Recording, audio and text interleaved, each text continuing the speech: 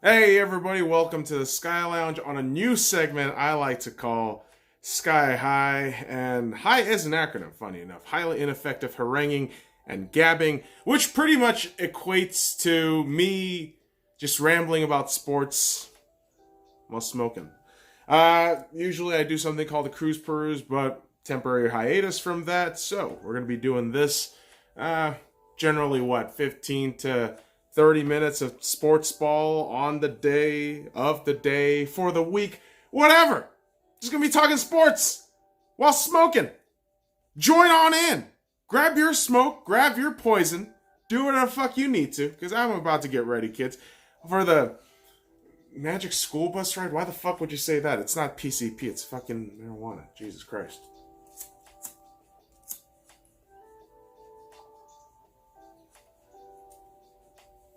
And of course, kids, Sky High is brought to you by copyright-free music via Spotify. Because I don't want to get my video blocked. Fuck that shit. What was blocked yesterday was a couple of great goal opportunities in the UEFA Super Cup. Now, this was Chelsea versus Liverpool, the winners of the Europa League and the Champions League, respectively. In regulation, Chelsea was actually ahead 1-0. Second half, Liverpool able to tie it 1-0. In extra time, I believe it was Liverpool who pulled ahead first, and then Chelsea equalized. Chelsea keeper Kepa made a couple of brilliant saves, but when it came down to the penalties, I gotta say, Tammy Abraham really fucked up that penalty. And so Liverpool wins with their backup goalkeeper and new summer transfer, Adrian. And unfortunately for Adrian, he gets injured. Just to mind you, boys and girls, if you hear any fucking squeaks, it's the chair. I'm not farting. I already took a shit. Relax. But what also took a shit was this goddamn Liverpool fan who two-footed tackled Adrian. So, based on the interview with Jurgen Klopp, Adrian is now potentially out for the weekend's fixture. This is a fucking problem. All right, you're down your best keeper in Alisson, who's now going to be out for 4 to 8 weeks, which is crazy to think about. This is the guy who won you the Champions League. This is the guy who kept the most clean sheets in the league last season for the Premier League. Now he's down. Adrian, your goalkeeper backup, who was, to be fair, really decent in West Ham last season. And now he gets injured on a 2-footed tackle by a fucking fan. Liverpool fans, this is why people fucking make fun of your team, okay? And it's not because you guys are perennial winners. You know, you win every now and then, you know, the Champions League and all that shit. It's fans like these that cause a terrible name for football. I swear to God, man, you're watching this thing happen, you know, via Twitter, wherever you watch these little news that goes on, you know, in the world of football. And you gotta be wondering, like, as a fan, are you really proud of that shit? You injured your player. You fucked your own team, dude. What are you doing? Oh my God. Unreal. Just unreal. Commiseration to Chelsea fans. But who gives a shit about you guys? Like, you have a transfer van, and Frank is going to be climbing a real steep uphill with a lot of you fucking morons thinking he should be out. Which, yeah, listen. I don't have any sympathies for Chelsea fans. They just fucking kicked our ass in June. You think I fucking forgot about that? No, I didn't. Let's have a bit of a positive outlook, motherfuckers. At least you're not Arsenal, right? Because Arsenal has their football fixture Oh boy, in roughly how many hours? Is it 18, 19 hours from now? And it's a lot of curiosity, right? Or, who's going to start in the first team? Are our new signings going to play? Is Pepe going to play? All these questions that have to be asked. Now, we won't get answers for. Because Friday training is still supposedly going on now. I would imagine Emery would figure out his lineup today. But, yeah, we're not playing for a fucking cup. The UEFA Super Cup is predicated on you winning a cup prior to that, which Arsenal did have an opportunity to do, but they didn't. They lost.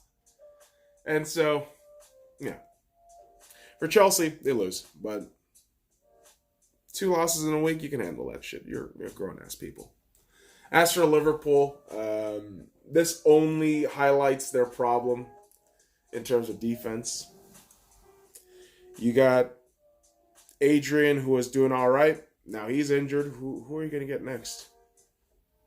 I don't know. But as an Arsenal fan, that makes me a little bit relaxed because Arsenal has to face Liverpool next week in Anfield. But Arsenal first has to play at home against Burnley, 4:30 in the morning Pacific Standard Time, which I'm going to be watching from my house, boys and girls. Because why the fuck would I wake up that early to go to a pub? Unless I'm already out. That's the thing. Actually, no. I've done that plenty of times. What the fuck am I talking about? It's those moments where you just kind of sit back and think, man, I'm berating a thing I've been doing consistently. Or already done. That, my friend, is called hypocrisy. Embracing that shit. Bask in that shit. It's fine. It's fine to bask in that shit.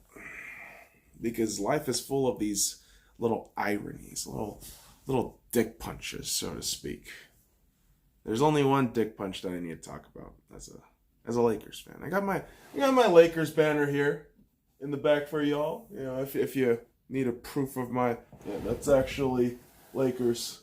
Just there we go. Don't want people to get the wrong idea that that's not a Lakers fucking flag, right? I'm not jumping no goddamn stupid ass bandwagon, which is dumb. If you're a Lakers fan, and you've been a Lakers fan for a while, you have to understand that eventually we're going to get better. But unfortunately right now, we have injury news. That we do. While our copyright-free music seems to be out of gas. Don't know why. Oh, as soon as I touch it, it's awake. And as soon as you touch the injury of DeMarcus Cousins, he gets re-injured. Boogie, during a practice workout in Las Vegas, tore his ACL. Boogie Cousins' season is now in jeopardy because of this ACL injury. And it's unfortunate, man. As a Lakers fan, of course, I hate it for my team. It's only terrible because, it's killing depth off our team. And as a basketball fan, you have to understand that Boogie has gone through this intense trial and tribulation in terms of his injury over the last few years. His opportunity to get a max contract, gone because of his injury. He exacerbated the injury during the playoffs, and then to have this happen and to witness this happen throughout the years, it's heartbreaking. It's fucking heartbreaking, man. And you don't want to see that. You really don't. And it's unfortunate. It really is.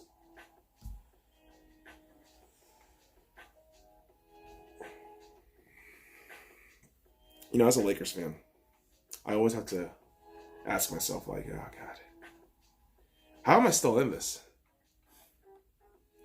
It's not to even flex about the amount of years that I've been following this team now, 21 years. But there are times psychologically and emotionally this team just plays at you at your fucking heartstrings, and you just feel terrible.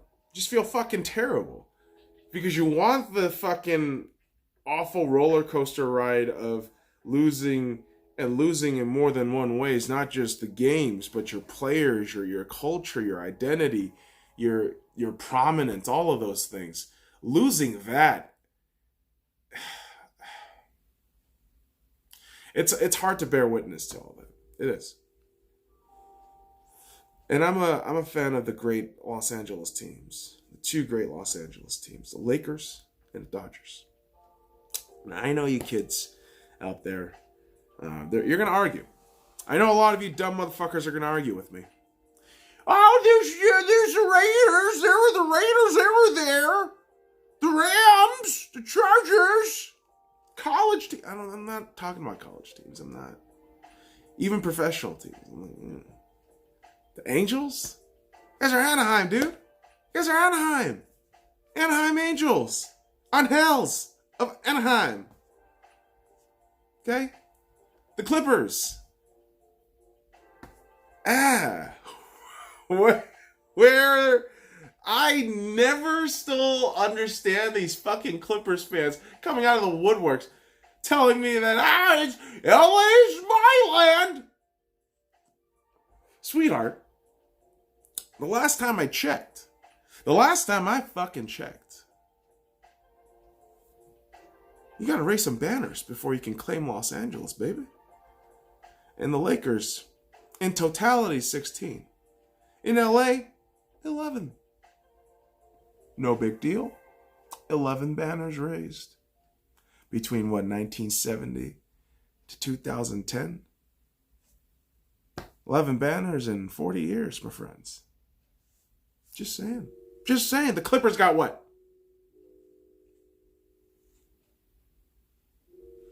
0. Nothing. The Clippers are still irrelevant. They're only relevant because of Kawhi and PG-13. That's adorable. Oh, we got free agents. Ooh. How about you win some games first? How about you get to the fucking playoffs first? How about you win a fucking series first? How about you get to the fucking Western Conference Finals first? How about that shit before you throw the goddamn parade? How about that shit? Oh, you Clippers fans. Oh my God. Sometimes I just gotta educate your kids. Gotta educate your kids. This is why I like to call this a Sky High. Kind of like a high school where I sit y'all down for a 30-minute session. Educate you guys on common sense and rationality. Which is funny because I'm still behind my teams. Right? Arsenal causes the real sociopathic masochist in me. The Seahawks, it's my ego. The Seahawks are my ego. Just play hard, do your job, play intense. And what frustrates me with the Seahawks, not the team, mind you, it's the media perception. The media perception of the Seattle Seahawks is one that just fascinates me because it's just so skewed. You're either a fan of the team or you just doubt them completely. I don't think there's any in between. It really isn't. You see it everywhere. I turn on the YouTubes, and you know how those pirate uploaders do. They upload those rips on Fox Sports, ESPN. They just upload that shit up. Boom. Copyright's not too fast on that shit, but hey. So watching this one segment where Chris Carter blatantly says Russell Wilson has no receiving help. Completely dismissing any kind of roster look, any analysis, just nothing. He just says that, no proof, blurts it out there and leaves. And I have to wonder, I have to ask those asshats. Like, what are you talking about, dude? What are you talking about? On a down year, the Seahawks went 10-6, right? Despite my pessimism, despite my cynicism towards the team, I thought we were going to go 8-8. I thought we were going to go 7-9. I really did. But on a down year, the Seahawks do that. You're telling me when the Seahawks loaded up in the draft about a dozen players, more or less, and have gotten Russell Wilson more help on the offensive line, you're going to tell me that that team isn't going to get better? On a schedule, granted, there's no back-to-back home or away games until week 11 or week 12, I believe, after the bye week. But you're going to tell me the Seahawks are going to go third in this division, the NFC West, one of the weakest divisions in football right now? You got to be kidding me. Because there's only two teams that's going to come out of the NFC West. It's either the Rams or the Seahawks. Or both. I don't think the 49ers are going to make it. I don't think the Cardinals are going to make it. And that might be arrogance, yes. But I'm looking at those teams from top to bottom. And I'm thinking in my head, yeah, the Seahawks might be marginally better. Because A, we got the better quarterback out of everybody in that division. No ifs, ands, or buts. B, whether you like it or not, our running game has gotten better. And you can argue the Rams have gotten worse. With the Cardinals, cool. You got David Johnson. Congratulations. You got one-dimensional running game that can probably get you out of 2-3 games at most in a season. But what else? What else, Cardinals? As for the 49ers, I honestly have no idea what the fuck you fuckers are going to do. I really don't. And to be quite frank, I don't care until we see you guys. The question is, will Jimmy GQ stay healthy? I don't know. These are things that are going to be unveiled in the coming days. Because we still got NFL preseason, boys and girls. The Seahawks play the Minnesota Vikings on Sunday.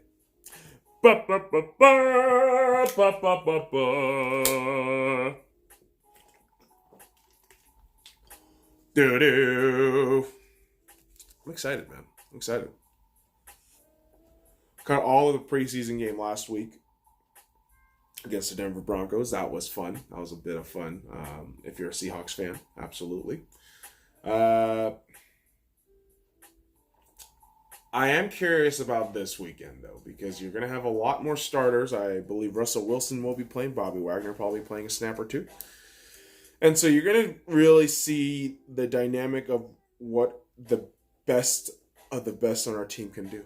And I think for Seahawks fans, keep your eyes wide open. That's all I'm saying.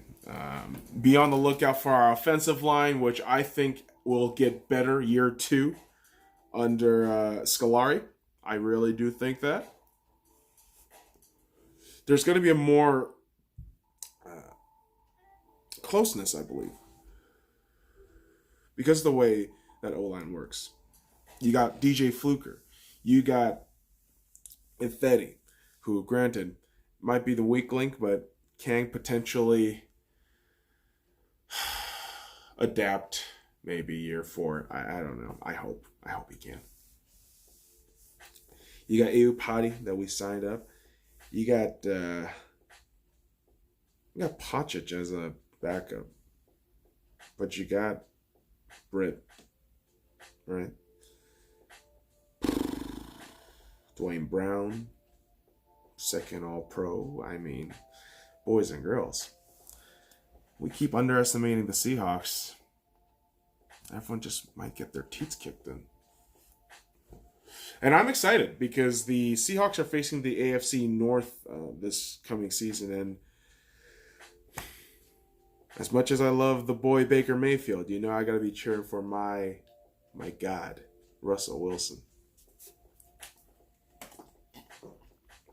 It's going to be great to see the Bengals.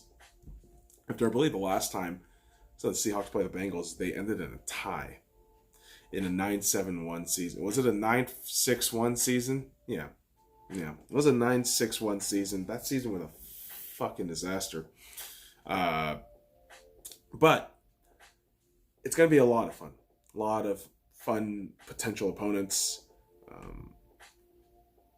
It's really going to depend on how the schedule will have the effect on certain players. Will they adapt to the back and forth, home away, home away, home away?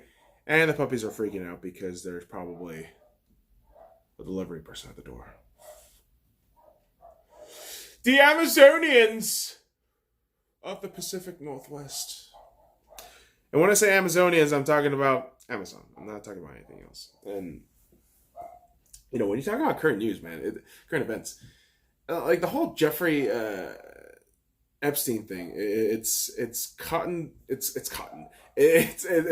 captured the attention of every major media outlet, and it's kind of freaking me the fuck out just because I'm just scrolling through anything. It's Epstein! I'm like, dude, it's a rich guy who got fucked over and there's probably a conspiracy thing behind it. Like, let it go.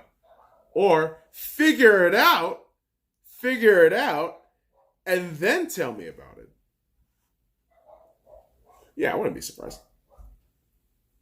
I wouldn't be surprised if there's some fucking big ass conspiracy behind that shit. Like, and that's not the weed talking. That's just fucking common sense talking. Like, yeah, there's a rich dude in prison that could have information that could be giving into the wrong hands if he's kept long enough in prison where things could be leaked out and said easily for money and, God forbid, for other services. Bodily services, anal, and so you got to get rid of evidence. That's logic. What the fuck? That's not crazy. That's just logic, baby. And you motherfuckers are crazy. A few fucking people are fascinated by this shit because it's just logic. If you just put a single ounce of logic in most of the fucking current event topics that's going on in the world, you can spend 30 seconds on it and then move on with your fucking life. That's basically how things work, boys and girls, but everybody feels the need to step on down, observe, rant, and have two sides to everything. Waste time with pointless debates. Because that's television. It's mindless competition to win the hearts and minds of morons everywhere. God, this sounds like a fucking manifesto. This is insane. Jesus. And the problem is, I was watching Miracle on Ice, the documentary, and you just watch the Ayatollah Khomeini, and you're just like, oh God, I hope none of that shit like just seeps into my subconscious and I start reenacting it. This is what's happening. Putting a fucking camera, yelling at myself, and talking about fucking nonsense while various smokes goes on in the background due to unforeseen noise and external interference. Jesus Christ.